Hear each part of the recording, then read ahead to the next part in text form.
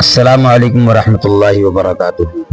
آج ماشاءاللہ بڑا خوشی کا مقام ہے کہ میں فاروقیہ غوث العلوم میں ایک مدرس کی حیثیت سے ہوں، جو کہ ہمارے محتمم و بانی حضرت مولانا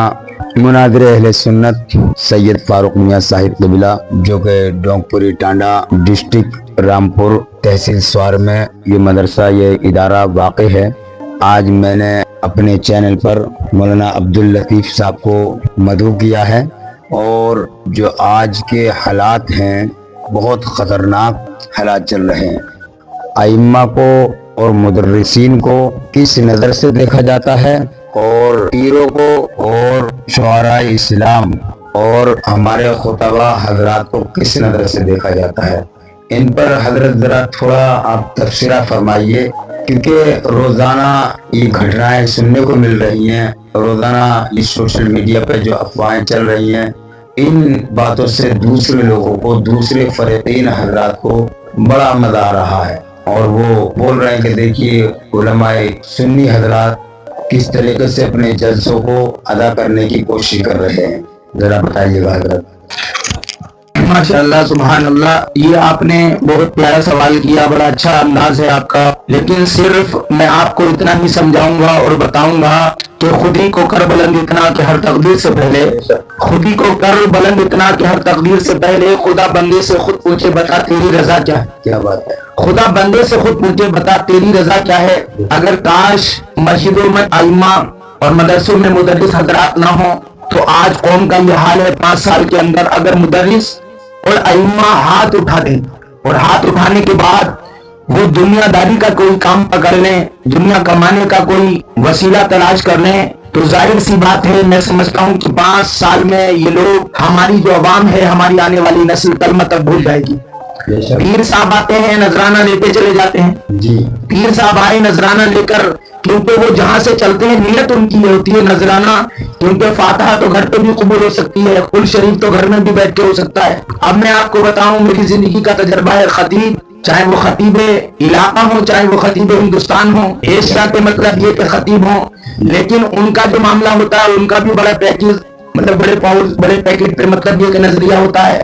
اب یہ لوگ نذرانہ لے کے چلے جاتے ہیں، شاید بھی نذرانہ لے کر چلے جاتے ہیں، لیکن ہمارے مدرسین ہیں، ہمارے ائمہ حضرات ہیں، ان کا بہت بڑا گردہ ہے۔ آپ اور ہم جانتے ہیں کہ بچے کے کان میں اذان سے لے کے قبر کی مٹی تک یہی ٹیم، یہی ایک جماعت ایسی جماعت ہے، یہی ایک ایسا قبیلہ ہے، یہی ایک ایسی جماعت ہے، یہی ایک ایسی مطلب یہ کہ علماء کی جماعت ہے، ائمہ کی جماعت ہے، حفاظ کی جماعت ہے، صوفیوں کی جماعت ہے، درویشوں کی جماعت ہے، جو دنیا کے نظام کو نہیں بلکہ خدا کے قہر و غضب سے ڈرتی ہے، رات کو صبر کرتی ہے، کونے میں بیٹھ کر روتی ہے، اور صبر کا دامن نہیں چھوڑتی۔ اور لوگوں کو دیکھا جائے تو ان کے وظیفہ پہ بھی لوگوں کی غور نہیں ہے۔ جتنے پیسے مدرس کو اور ائمہ کو پورے مہینے میں دیے جاتے ہیں، اتنے 20 منٹ میں 15 منٹ میں ایک خطیب کو دے دیے جاتے ہیں، ایک پیر کو دے دیے جاتے ہیں، ایک شاعر کو دے دیے جاتے ہیں۔ اور اگر اس کو بلایا جائے کہ امام صاحب کی طبیعت خراب ہے، 2 دن نماز پڑھا دو، تو وہ تاریخ ڈھونڈے گا، جلسوں کی تاریخ ڈھونڈے گا۔ یہ رسول اعظم حضور نبی عالم صلی اللہ تعالی علیہ وسلم کے گھر میں آ کے وہ درس تعلیم دے گا، نہیں دے سکتے، یا اللہ کے گھر میں جانے کے بعد میں وہ ہر فرض و واجب کو ان کے وقتوں پہ ادا کرے گا، تکبیر اولیٰ کے ساتھ نماز پڑھے گا۔ اس کا طریقہ یہ ہے، دن میں خراٹے سے سوتا ہے،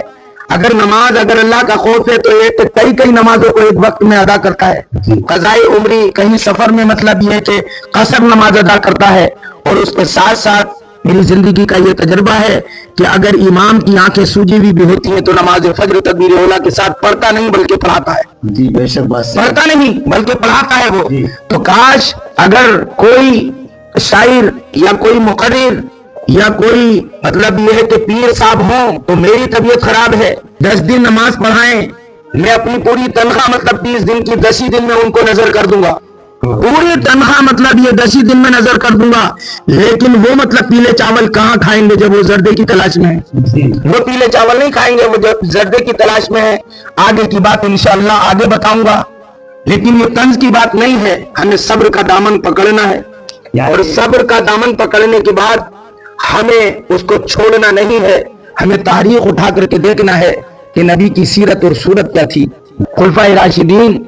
साहबा इकराम की जिंदगी का तरीका क्या था। अल्लाह तबारक व तआला हमारी खताओं को माफ फरमाए। तो इसका मतलब ये है कि हमें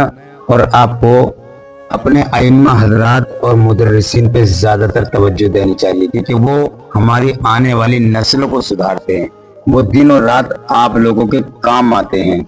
तो इंशाअल्लाहुल अज़ीज़ हमें इस तहरीक पर अमल करना है, इस मामले पर गौर फिक्र करनी है कि हम अपने बच्चों को किससे पढ़वाते हैं, उनका दिल खुश करना चाहिए। जो पांचों टाइम हमको बाजमात नमाज पढ़ाता उसको हमें खुश रखना चाहिए, ना कि उन लोगों को जो कि 1 घंटे के लिए दूर दराज से आए और 20,000 का लिफाफा 5,000 का लिफाफा ये लेकर चले जाते हैं और लोग थोड़ी देर आहा सुभान अल्लाह अल्हम्दुलिल्लाह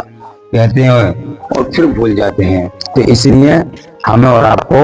अपने ही मुदर्रिसीन और आइम्मा हजरात पर तवज्जो देनी चाहिए। खूब, बहुत खूब हजरत। मैंने ये भी देखा है कि नजराने के और शकराने के ऊपर यानी खाने और नजराने के ऊपर इंतशार पैदा होता है जी। मतलब आंखों को घुमा लिया करते हैं कि मेरा फला जगह प्रोग्राम था, इतने पैसे वहां पर मिलते, मैं कट करके आया हूँ, उस प्रोग्राम को कट करके आया हूँ, आपको ये देना ही है। क्या तरीका है यार, क्या मतलब? इसी का नाम दीन है, इसी का नाम दीन है। अल्लाह माफ फरमाए। अस्सलाम वालेकुम वरहमतुल्लाहि वबरकातुहू। मेरे दोस्तों, मैं आपसे सिर्फ यही आरिज़ा पेश करूंगा कि मेरे चैनल को सब्सक्राइब और लाइक और शेयर करते रहिए।